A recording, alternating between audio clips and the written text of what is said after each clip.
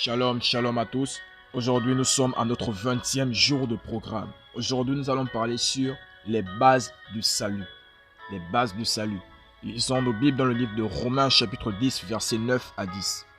Si tu confesses de ta bouche le Seigneur Jésus et si tu crois dans ton cœur que Dieu l'a ressuscité des morts, tu seras sauvé. Car c'est en croyant du cœur qu'on parvient à la justice et c'est en confessant de la bouche qu'on parvient au salut. Écoutez ceci.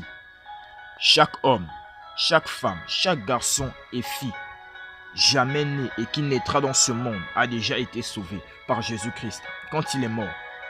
Et il est mort pour sauver toute l'humanité. Cependant, le salut ne sera pas une expérience vitale que dans la vie de celui qui a consciemment affirmé la seigneurie de Jésus sur sa vie. Donc, vous recevez le salut ou être sauvé non seulement en croyant en Jésus-Christ, mais en franchissant l'étape suivante de l'affirmation de sa seigneurie. Lisez à nouveau notre verset d'ouverture et remarquez qu'il n'a dit « Si tu pleures et demandes à Dieu de te sauver, tu seras sauvé ».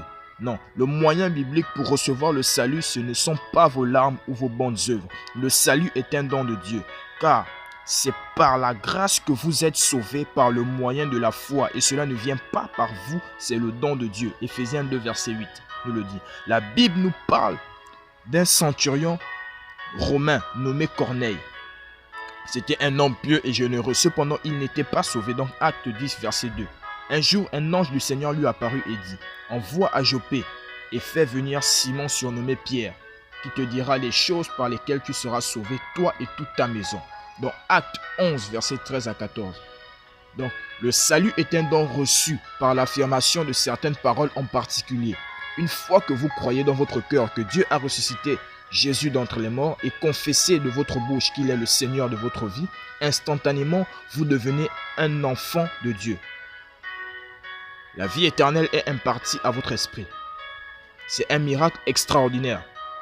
Le monde a besoin de savoir qu'il n'est pas du tout difficile de recevoir le salut. Cela ne sert à rien d'essayer en vain d'expier vos péchés ou d'impressionner Dieu avec vos bonnes œuvres. Non.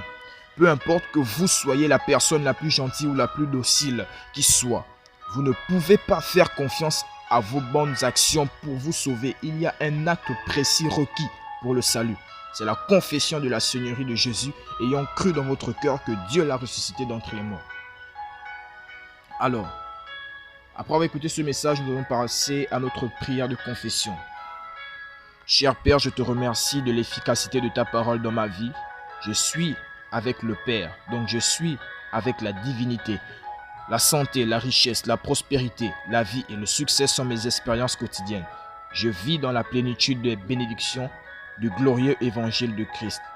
Je suis un vainqueur parce que plus grand est celui qui est en moi que celui qui est dans le monde. Au nom de Jésus. Amen. Pour ceux qui ont de l'étude approfondie, vous pourriez prendre Romains 10, versets 6 à 10, Hébreux 13, versets 5 à 6. Pour ceux qui ont de la lecture de la Bible en un an, 1 Corinthiens 5 et Psaume 117 et le Psaume 118. Et en 2 ans, le Colossiens 1, versets 1 à 8 et le Jérémie chapitre 5. Que Dieu vous bénisse. I will pray.